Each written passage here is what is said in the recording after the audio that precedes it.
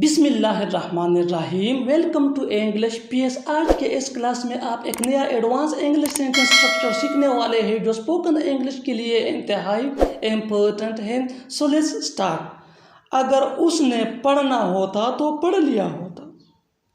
अगर उसने रोना होता तो रो लिया होता।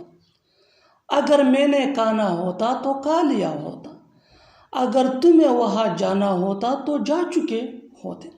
माय डियर व्यूअर्स, इन जुमलों को गौर से देखो। ऐसे फ़िक्र हम अपने डेली लाइफ में ज़रूर या ख़ुद बोलते हैं या दूसरों से सुनते हैं, इसलिए कि यह हमारे डेली लाइफ का इम्पोर्टेंट पार्ट है। और ऐसे जुमलों के लिए इंग्लिश का जो स्ट्रक्चर फार्मूला यूज़ होता है, इसको सीखने के बाद आप भी ऐसे फ़िक्र बासानी इंग्लिश में बोलने और लिखने के काबिल हो जाएंगे। स्ट्रक्चर इंतहाई सिंपल सादा सा है। F plus subject plus head two plus V1 यानी first form of verb plus subject plus would have plus V3 यानी third form of verb. F plus subject plus head two plus V1 plus subject plus would plus have plus V3 यानी third form of verb. इस फार्मूले को अच्छी तरह समझने के लिए, अच्छी तरह सीखने के लिए कुछ मिसालें लेते हैं। Let's see with the help of example for better understanding. जितना ज़्यादा प्रैक्टिस करोगे उतना ही जल्दी आप इंग्लिश सीख जाओगे। अगर उसने सीखना होता तो सीख लिया होता। अगर उसने सीखना होता तो सीख लिया होता। If he had to learn, would have learned. If he had to learn, would have learned.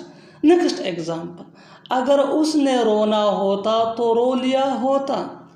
अगर उसने रोना होता तो रो लिया होता। If he had to cry, would have cried.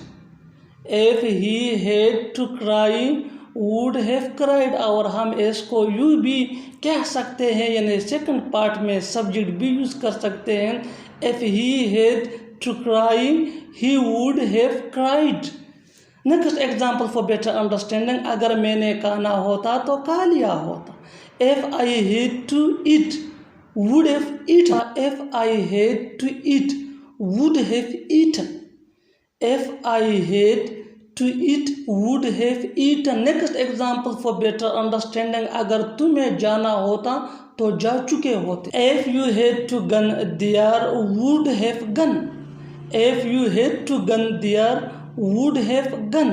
Subscribe English PS for more advanced English structure. Thanks, man.